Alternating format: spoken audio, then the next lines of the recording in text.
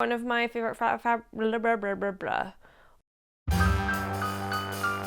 Hello and welcome to my channel, Haylee Marie Vintage. Today I'm very excited. I have a Pride related project. So I think most of you know this by now, but I am queer. Anytime you're watching my content, by default you are watching queer content because I am queer and I make content. So this year I wanted to make something fun for Pride. I am planning on doing that with this fun rainbowy plaid fabric. I already had this in my stash, which was a bonus, and I didn't really like very many of the rainbow fabrics that I was seeing out there this year, so I thought it would be perfect to use this guy. I really love it. It's nice and soft. I picked this up almost a year ago in Pennsylvania. So that is a scoop on the fabric we're using. I am using this pattern, which is a really cool, it's actually a wrap dress that wraps in the back instead of the front. I'm still deciding what I'm doing bias tape binding or rickrack wise. This dress does have stuff in the pattern for rickracking, but that is the plan for this project. And then during this video, I'm going to be dropping 3 tips on how to be a better ally to queer people. With that, let's go ahead and hop into me cutting the fabric.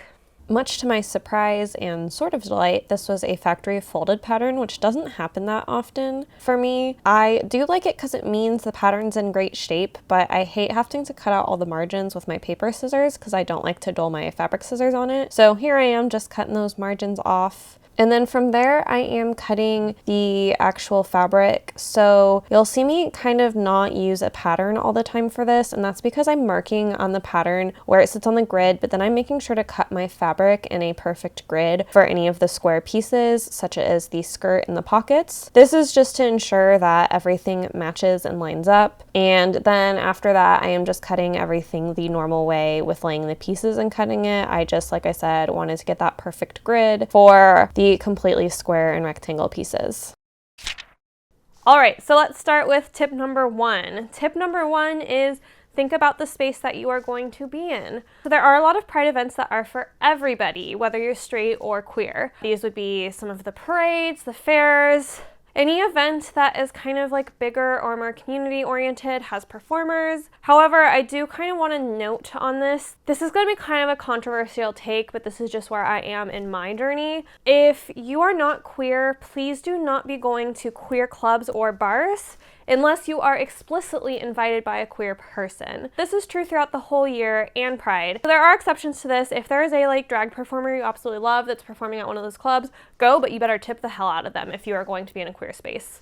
The reason I'm talking about this is there are a lot of straight people who come into our bars and our clubs. You straight people, you have all the bars and clubs in the world. We don't have that many, and those are spaces for us. Those are not spaces for straight people to come in, and sometimes they'll ogle us like we're in a zoo and they're watching all the weird queers walking around and interacting with each other, and that's clearly not allyship behavior. The other things I'm talking about is a lot of times straight women come to these bars because it's the only place they feel safe. I am so sorry that is true for you. I understand it. It's why I don't frequent a lot of straight clubs or bars. I understand that those spaces are not safe for you, but you coming into our space, our queer spaces, makes it not safe for us. Straight girls will come in and they'll get offended when they get hit on. Like, you are at a queer bar. You are going to get hit on by women because since you are there, it is assumed. So you are not allowed to get disgusted. But also the other thing happens is it gets fetishized, where you might get hit on by a girl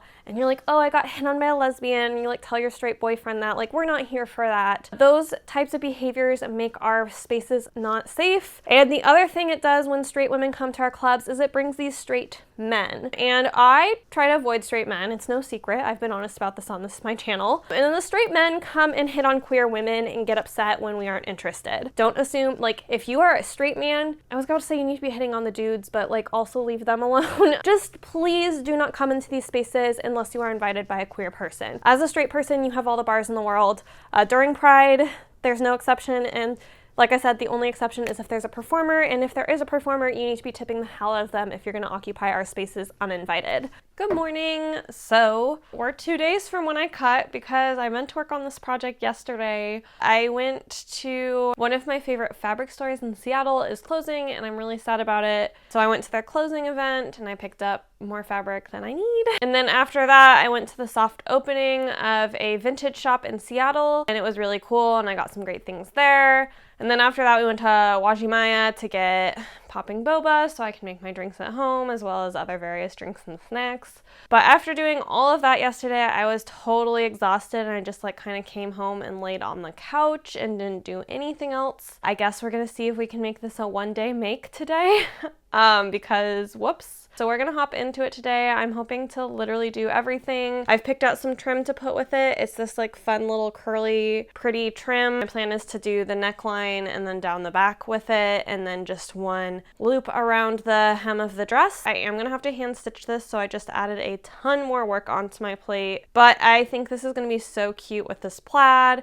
and just make this dress like extra me. So I'm pretty excited about it. So yeah, we're just gonna go from there. We're gonna hop into it and we're gonna start by assembling the bodice. So I will catch you over at the sewing machine. If I have procrastinated marking my patterns like I did in this case, the first thing I start is by marking the darts on these patterns to get them all prepped and ready to go ahead and sew the darts. And then the other thing I'm doing here is I am prepping pinning both the sash and the facings and all the other things I can kind of get ahead of assembling and sewing. And then with Spooky watching on, I am sewing those pieces while she supervises. This is basically just sewing everything that I just showed you that I pinned in the last round. And then here I'm cutting bias strips to finish the armholes. This did come with armhole facings, but I prefer a bias tape finish to a facing finish. This is pretty straightforward. I'm just cutting on the diagonal across the fabric. And I also needed this bias tape to finish the waist at the end. So very useful. I highly recommend learning to make bias tape. Here I'm just prepping to sew the bodice together. So at the shoulders and the side seams, since this is a wrap dress in the back, I don't need to leave room for a closure. And then here I am just sewing along as Spooky snoozes. Here I am finishing the edges on the facing. I've started to just do this by eye by folding over the edge as opposed to pressing it first, just because I find that I can get good tension and have things kind of fold themselves really nicely in this case. And then here I am sewing on that facing, and then I am getting ready to understitch it by first clipping all of the seams so things curve really nicely. And when I am understitching, I am basically making sure the seam is being restitched over, like the leftover seam on the back. I don't quite know what to call that. So it folds nicely in the top, and then that allows the whole piece to fold in a really nice way so it is properly faced. And then here I am taking a break because breaks are important when crafting as a self-care. So I am drinking some popping boba tea that I made at home, and I am eating some noodles to make sure I am feeding my body as I work on a sewing project and don't ignore all the cues. And I'm watching RuPaul's Drag Race while I do this, just in case you're wondering. And then once I have eaten, I am starting to sew. This is me tacking down all of the facings by using a slip stitch. I will later regret this and have to pull all of it out when I remember that I still need to put the skirt on, which means the facing can't be tacked down near where I put the skirt on, which is literally what I'm right about to sew. So I have some regrets, but luckily this type of hand sewing is really, really fast and easy for me, especially with such a nice kind of flimsy fabric that I don't have to like push through much. I am also doing the hand sewing of making it so this seam is closed because it's open where I turned it inside out. So I'm just stitching that closed. And then I am also stitching down the armhole facings to make sure that they don't flap all over because I really hate it when they do that. And here I am pinning the skirt panels together. If you remember, I cut this very carefully on a grid so everything matches up, which you can see me doing here. And then after that, I am going to go ahead and sew all these panels together. Because this skirt is a wrap skirt, it only has 3 panels as opposed to the usual either 2 or 4. So pretty straightforward, pretty easy. Here you can see me ironing and you can see how everything lines up and matches. It's not 100% perfect, but it's pretty darn close. Pride tip number 2, please check the practices of the corporations you are buying your Pride merch for. A lot of corporations rainbow wash, and by rainbow washing I mean during Pride they put out a ton of products geared toward queer people because they know that I believe we have $3.7 trillion worth of purchasing powers, and corporations have started to pick up on that, and so they go all out for Pride. But these corporations are often donating to politicians that pass anti-LGBTQ plus legislation, and so purchasing from these companies is actually actively harmful to the queer community. I would instead recommend getting your Pride merch secondhand. This sweater is from a local vintage shop that is very pro-LGBTQ. Please, please, please, please think about where you're buying your Pride merch from and look at what politicians those corporations are donating to before you buy Pride merch for them. This always is true. You should always know the values of the companies you're buying from, but during Pride, it's especially egregious to see these corporations endorse queerness without actually doing anything to actively protect our communities. And now for a long, arduous process. And no, I am not talking about petting Spooky while she makes biscuits. I am hand sewing on trim, and this was pretty torturous because the trim was pretty thick and hard to slide a needle through. And I had 5 yards of trim I needed to fix to this dress, and I wanted to do it all by hand because there was no clean way to stitch this down with a machine, and I really hate stitching sewing on trim. I feel like a lot of times it makes things lose like the feeling of looking vintage or home sewn, and instead kind of make it feel a little bit more mass production-y. So I think I sunk about 10 hours into hand stitching for this garment. So you're only seeing me beginning my process here, and now we're gonna be here for a long, long time over the next week. I started sewing this on Sunday night, actually Sunday afternoon really, and then I was sewing this every single evening for Monday, Tuesday, Wednesday, Thursday, and Friday. So this was a lot of work. And here you can see a close-up of how I'm stitching it. So basically I'm just making my stitches mesh in with a thread that makes up this trim. So it basically runs in parallel and up and down and all that jazz to match what this trim thread does. So that way it is not super obtrusive.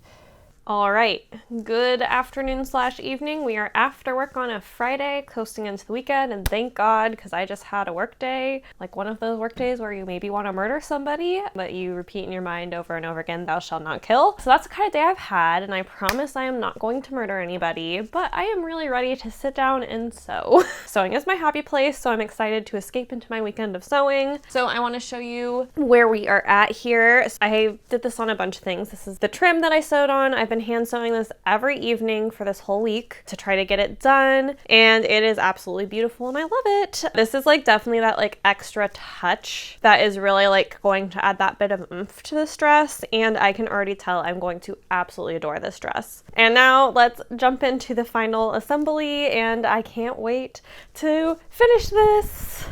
And now we're finally back to machine stitching, and I'm very excited about that because my fingers are tired. So here I am just basting down the edges of the pocket to get it prepped to sew onto the skirt. Here I am placing the pocket, and again, this is where it's really helpful that I placed all of those grid lines because I can make sure these pockets are going on straight up and down and exactly where they should be. And then I am just top stitching those pockets and making sure to back stitch and go over those corners at the top a couple of times just to make sure these pockets are really secure because most of the weight of a pocket is placed on that upper edge.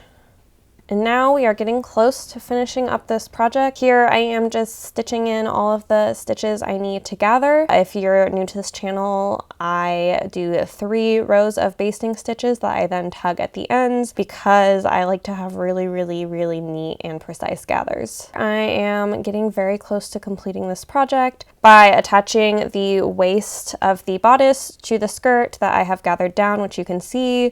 After this, all I have left is to put in the hook and eye closures, which I'm going to do off camera because I feel like there's been enough hand stitching for this one. And then I also do need to stitch up the hem as well, which will be really quick and pretty easy. And then after that, we are so close to the reveal. Tip number 3, Google it. As a queer person, I've gotten honestly pretty sick of educating people. I used to be really into educating people, but at this point I'm tired. There's so many resources. So when I say Google it, I mean Google it. If you have a question about what something is, Google it first before asking that person. And I would just recommend not asking that person. So for example, I am both pansexual and demisexual. I would encourage you to look up those terms. I'll spell them out right here so you can Google it instead of asking me what that means. So I will educate within the space of my family, but that is only because educating my family makes that space safer for me. otherwise, I'm just kind of done with it. And Pride has really come into most corporations being straight education month. And there's not really any events for actual queer people. It's really queer people educating straight people. So I have opted to stop doing that labor, and I would encourage you to just Google it. So that is it for my 3 tips for being a better ally this Pride. And now let's hop over into the reveal.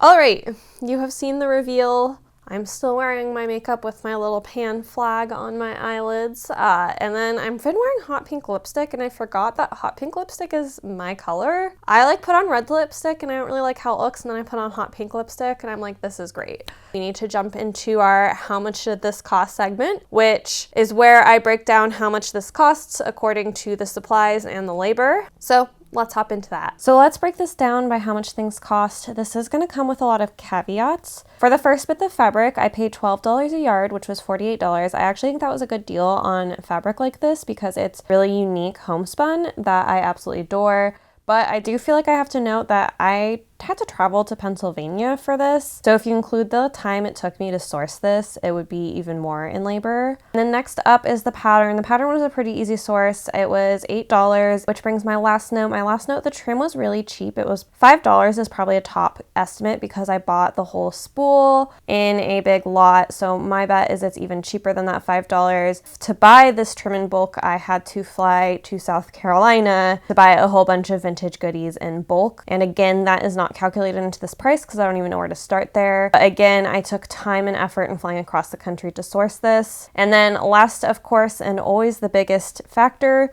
is the labor. The labor for this, it took me 18 hours to sew this because of all the hand stitching I did. As a result, we ended up with a total of $450 for labor because I multiplied that 18 by 25. And I got that $25 by looking at job listings for seamstresses in Seattle, which usually seem to pay about $25 an hour. So if you just count up the supplies, this brings us to a total of $61, which, because I'm not paying myself for my labor, this feels like a good price on a dress I love this much. However, once you calculate in my labor, which I would expect someone to pay if I was making a garment for them, you would be at $511. And this is just a friendly reminder here that I do have a Ko-Fi that you can go over and drop me a tip if you desire. As you can see, I put a lot of time and labor into doing these sewing projects for you, so anything definitely helps me out. That wraps up this cost analysis, so we'll jump back to looking at the dress. So we are back. This was not that expensive of a project if you don't count the labor, but the labor on this was so expensive because of hand sewing all this trim, and I think the hand sewing of the trim was absolutely worth it. It looks so nice and so authentically vintage, so I'm really happy with it. I know a lot of people don't enjoy hand sewing. For me, I can do it while I watch TV and just kind of sit down and enjoy myself, so it works well for me. This is one of the best things I've ever made. It is so comfy. I love, since it's a wrap dress, that I can make it fit me whatever size I am if I lose or gain weight, since my weight does fluctuate. And I absolutely adore this trim. This trim was just the perfect additional touch. I love it on the pockets. I love it on, I guess I should show you guys, it opened all the way up. Since this is a wrap dress, that wraps in the back, which I also love because I just feel more secure with a wrap dress in the back than the front, because if it was to suddenly swing open, the first thing that would be exposed just feels less high risk. As you can see, I have my bias binding here, so it's nice and clean and finished, and then everything else is pinked or faced. So it's a really nice clean finished dress, and then I have a hook and eye basically at 2 points here. And then I needed it for the back just because I don't have broad enough shoulders to like fill the stress in the back, I guess. So it turned out absolutely stunning. I'm excited to wear it for all my different Pride things, I guess. I actually don't do a ton for Pride because there's just a lot of straight people in queer spaces during Pride, and so I tend to do Pride stuff not during Pride, I guess. But I am going to be spending lots of time in my community with my queer friends, which I guess I'm gonna pivot from sewing, but I will say one of my all-time favorite makes. This feels just like me. But let's pivot a little bit out of sewing to like real life and allyship. So in this video, I gave you 3 tips for Pride specific allyship. However, please do not forget us the rest of the year. We exist outside of June, and I have talked to a lot of my queer friends, and Pride this year has been really hard for us mentally, just because corporations and it feels like straight people are getting more and more into Pride every year. But like this last year was really hard in the queer community. We have a lot of laws getting passed against us and our identities, and especially the kids in our community's identities, and it's so hard being queer growing up. And so I really, really fear for those kids' lives. And I just really, really ask you to remember to call your senators and call out homophobia when you see it. I still experience homophobia regularly, even living in Seattle. Like, if I'm honest right now, the vibe in my community is scared. We're scared right now. And Pride just kind of, at least for me and some of my friends, has just kind of felt like one big joke because like we're having conversations about what happens if the court overturns gay marriage and like how to make sure everyone's secure in their marriages, and like we're frightened about having our rights taken away pretty much every day right now. And there's like states I can't live in because I'm queer and because it would just be so hard. We still don't have equal rights, and so I just would really ask that you contribute to queer causes, call your senators, and just make sure you remember that we exist the rest of the year because we're really struggling as a community right now. Sorry to end this on a bummer note, but that's just kind of where Pride is this year. So just, yeah, be mindful, especially if you're straight, be mindful of your privilege in these spaces. And just make sure you're taking up our cause more than just June. That is all I ask of you. Thank you so much for watching this video. I hope you guys really enjoyed it as much as I enjoyed making this dress. It was so fun, and I love this dress. It's gonna probably be like almost a once a weeker for me with how much I wear it this summer. I have some great sewing projects coming up soon, so I hope you will stick around and subscribe, and then you can always send me a tip over on my Ko-fi. And that is it. I will see you next time. Bye!